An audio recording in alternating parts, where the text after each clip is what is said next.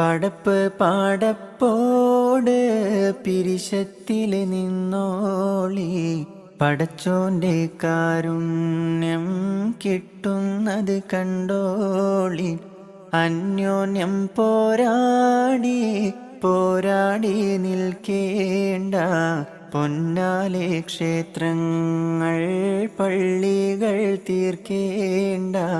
പടപ്പ് പാടപ്പോട് പിരിശത്തിൽ നിന്നോളി, പടച്ചോന്റെ കാരുണ്യം കിട്ടുന്നത് കണ്ടോളി.